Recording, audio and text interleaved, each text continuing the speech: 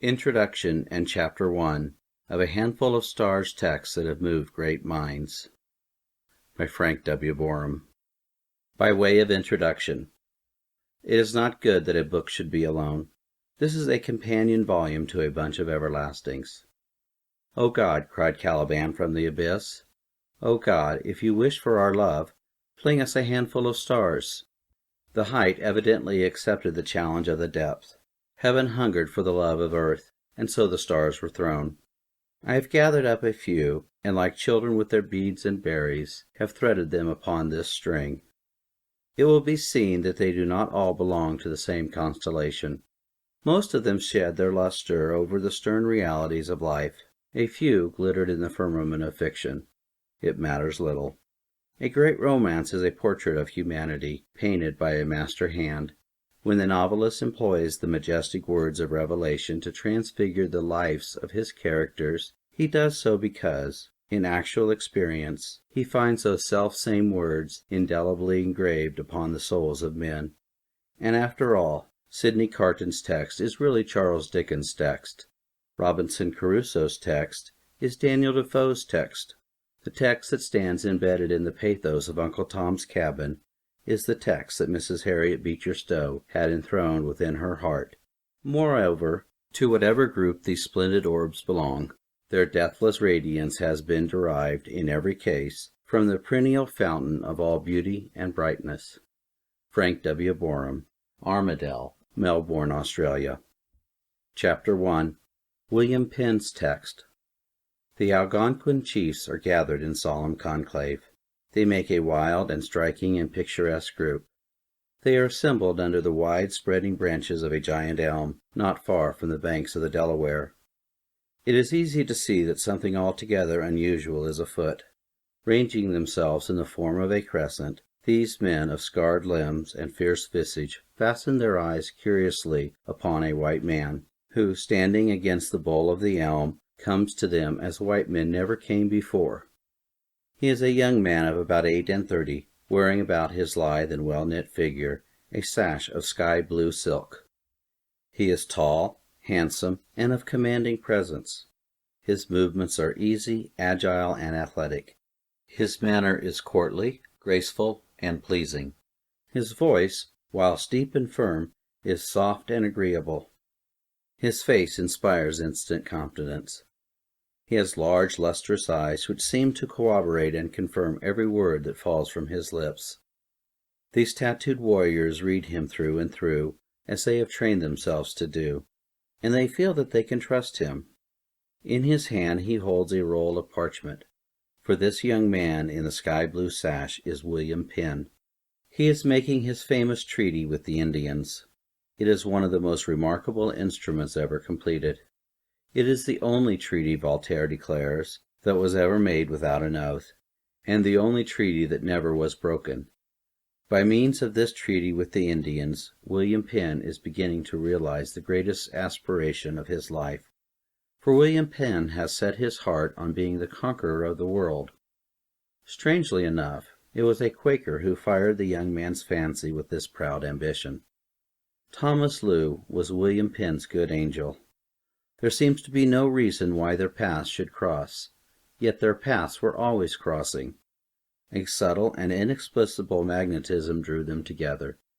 Penn's father, Sir William Penn, was an admiral, owning an estate in Ireland. When William was but a small boy, Thomas Lew visited Cork. The coming of the Quaker caused a mild sensation. Nobody knew what to make of it. Moved largely by curiosity, the admiral invited the quaint preacher to visit him. He did so, and before leaving addressed the assembled household. William was too young to understand, but he was startled when, in the midst of the address, a colored servant wept aloud. The boy turned in his astonishment to his father, only to notice that tears were making their way down the bronze cheek of the admiral. The incident filled him with wonder and perplexity. He never forgot it. It left upon his mind an indelible impression of the intense realities of all things spiritual. As a schoolboy, he would wander in the forest that so richly surrounded his Essex home, and give himself to rapt and silent contemplation. On one occasion, he tells us, he was suddenly surprised with an inward comfort. It seemed to him as if a heavenly glory irradiated the room in which he was sitting. He felt that he could never afterwards doubt the existence of God, nor question the possibility of the soul's access to him. It was at Oxford that the boy's paths crossed that of the Quaker for the second time. When, as a lad of 16, William Penn went up to the university, he found to his surprise that Oxford was the home of Thomas Lew. There, the good man had already suffered imprisonment for conscience sake. The personality of the Quaker appealed to the reflective temperament of the young student, whilst the good man's suffering for his convictions awoke his profoundest sympathies. To the horror of his father, he ardently espoused the persecuted cause, involving himself in such disfavor with the authorities of the university that they peremptorily ordered his dismissal. But it was the third crossing of the paths that most deeply and permanently affected the destinies of William Penn. Soon after his expulsion from Oxford, he was appointed victualler of the squadron laying off Kinsale, and was authorized to reside at and manage his father's Irish estate. It was whilst he was thus engaged that Thomas Lew revisited Cork. Penn, of course, attended the meetings. It was in this way, he tells us, that God, in his everlasting kindness, guided my feet in the flower of my youth when about 22 years of age. He visited me with a certain testimony of his eternal word through a Quaker named Thomas Lew. The text at that memorable and historic service, like a nail in a sure place, fastened itself upon the mind of the young officer. Thomas Lew preached from the words, "This is the victory that overcometh the world, even our faith." The faith that overcomes, the faith by which a man may conquer the world, the faith that is itself a victory. This is the victory that overcometh the world, even our faith. Penn was electrified. His whole being was stirred to its depths. The undying fires of enthusiasm at once blazed up within him, one record declares. He was exceedingly reached and wept much, the Quaker Chronicle assures us. He renounced every hope that he had ever cherished in order that he might realize this one. This was in 1666, the year in which London was devoured by the flames. Penn's conversion, says Dr. Stoughton, was now completed. That conversion must not be regarded simply as a change of opinion. It penetrated his moral nature. It made him a new man. He rose into another sphere of spiritual life and consciousness. In his lecture on Evangelists, Dr. Alexander White says that the first minister, whose words were truly blessed of God for our awakening and conversion, has always a place of his own in our hearts. Thomas Lew certainly had a place peculiarly his own in the heart of William Penn. Penn was with him at the last. "Stand true to God," cried the dying Quaker, as he clasped the hand of his most notable convert. "Stand faithful for God. There is no other way. This is the way in which the holy men of old all walked. Walk in it, and thou shalt prosper. Live for God, and he will be with you. I can say no more. The love of God overcomes my heart." The love that overcomes, the faith that overcomes. This is the victory that overcometh the world, even our faith. William Penn realized his dream. He became the conqueror of the world. Indeed, he conquered not one world, but two. Or perhaps, after all, they are merely two hemispheres of the selfsame world. One was the world within, the other was the world without. And of the two, the first is always the harder to conquer. The victory that overcometh the world. What is the world?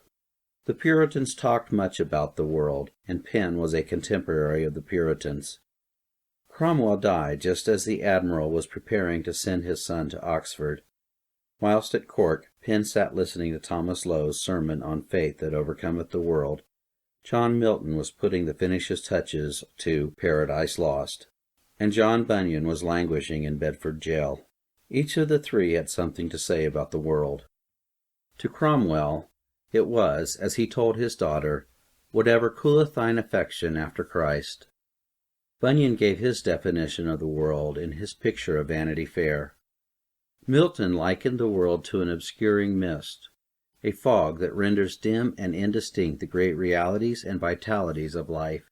It is an atmosphere that chills the finest delicacies and sensibilities of the soul. It is too subtle and too elusive to be judged by external appearances. In his fine treatment of the world, Bishop Alexander cites, by way of illustration, still another of the contemporaries of William Penn. He paints a pair of companion pictures. He picks a gay scene at the frivolous and dissolute court of Charles II, and beside it he picks a religious assembly of the same period. The first gathering appears to be altogether worldly. The second has nothing of the world about it. Yet, he says, Mary Godolphin lived her life at court without being tainted by a shadow of worldliness, whilst many a man went up to those solemn assemblies with the world raging furiously within his soul. William Penn saw the world in his heart that day as he listened to Thomas Lew. In order that he might overcome it, he embraced the faith that the Quaker proclaimed. This is the victory that overcometh the world, even our faith. And by that faith he overcame the world. Many years afterwards he himself told the story. The Lord first appeared to me, he says in his journal, in the 12th year of my age, and he visited me at intervals afterwards, and gave me divine impressions of himself. He sustained me through the darkness and the debauchery of Oxford, through all my experiences in France, through the trials that arose from my father's harshness, and through the terrors of the Great Plague. He gave me a deep sense of the vanity of the world, and of the irreligiousness of the religions of it. The glory of the world often overtook me, and I was ever ready to give myself up to it. But invariably the faith that overcometh the world proved victorious. In his monumental History of the United States, Pencroft says that, splendid as were the triumphs of Penn, his greatest conquest was the conquest of his own soul. Extraordinary was the greatness of his mind, remarkable both for universality and precision, as were the vast conceptions of his genius. Profound as was his scholarship, and astute as was his diplomacy, the historian is convinced that, in the last resort, his greatest contribution to history is the development and influence of his impressive and robust character. He was prepared for his work, Bancroft says, by the severe discipline of life, and love without dissimulation formed the basis of his being. The sentiment of cheerful humanity was irrepressibly strong in his bosom. Benevolence gushed prodigally from his ever overflowing heart. And when, in his late old age, his intellect was impaired and his reason prostrated, his sweetness of disposition rose serenely over the clouds of the disease. The winsomeness of his ways and the courtliness of his bearing survived for many months the collapse of his memory and the loss of his powers of speech. Such was his faith's first victory. It was the conquest of the world within. This is the victory that overcometh the world, even our faith. It was by his faith that he obtained his second great triumph, his conquest of the world without. He disarmed nations by confiding in them. He bound men to himself by trusting them. He vanquished men by believing in them. It was always by his faith that he overcame. When the admiral died, the nation was in his debt to the extent of £16,000. This amount, on the recovery, Sir William bequeathed to his son. In due time the matter was compounded, William Penn agreeing to accept an immense belt of virgin forest in North America in full settlement of his claim. He resolved to establish a new colony across the seas under happier conditions than any state had ever known. It should be called Pennsylvania. It should be the land of freedom. Its capital should be named Philadelphia, the city of brotherly love. He was reminded that his first task would be to subdue the Indians. The savages, everybody said, must be conquered, and William Penn made up his mind to conquer them, but he determined to conquer them in his own way. This is the victory that overcometh the world, even our faith. The Indians were accustomed to slaughter. They understood no language but the language of the tomahawk and the scalping knife. Ever since the white men had landed on American shores, the forest had resounded with the war whoops of the tribesmen. One night a colonial settlement had been raided by the red men. The next, an Indian village had been burned, and its inhabitants massacred by the outraged whites. The Indians looked with hatred upon the smoke of the English settlements. The settlers dreaded the forest which protected the ambush and secured the retreat of their murderous foes. William Penn conquered the Indians, and conquered them, according to his text, by his faith. He will always be mentioned with honor, Macaulay says, as a founder of a colony who did not, in his dealings with the savage people, abuse the strength derived from civilization, and as a lawgiver who, in the age of persecution, made religious liberty the cornerstone of his policy. Immediately upon his arrival, he called the Indians to meet him. They gathered under the great elm at Shakamaxon, a spot that is now marked by a monument. He approached the chiefs unarmed, and they, in return, threw away their bows and arrows. Presents were exchanged and speeches made. Penn told the natives that he desired nothing but their friendship. He undertook that neither he nor any of his friends should ever do the slightest injury to a person or the property of an Indian, and they in reply bound themselves to live in love with Onus, as they called him, and with the children of Onus, as long as the sun and moon shall endure. This treaty of peace and friendship was made, as Bancroft says, under the open sky by the side of the Delaware, with the sun and the river and the forest for witnesses. It was not confirmed by an oath. It was not ratified by signatures and seals. No written record of the conference can be found, and its terms and conditions had no abiding monument, but on the heart. There they were written like the law of God, and were never forgotten. The simple sons of the wilderness, returning to their wigwams, kept the history of the covenant by strings of wampum, and, long afterwards in their cabins, they would count over the shells on a clean piece of bark, and recall to their own memory, and repeat to their children, or to the stranger, the words of William Penn. The world laughed at the fantastic agreement, but the world noticed at the same time that, whilst the neighboring colonies were being drenched in blood and decimated by the barbarity of the Mohicans and the Delawares, the hearts of Pennsylvania enjoyed an undisturbed repose. No drop of Quaker blood was ever shed by an Indian.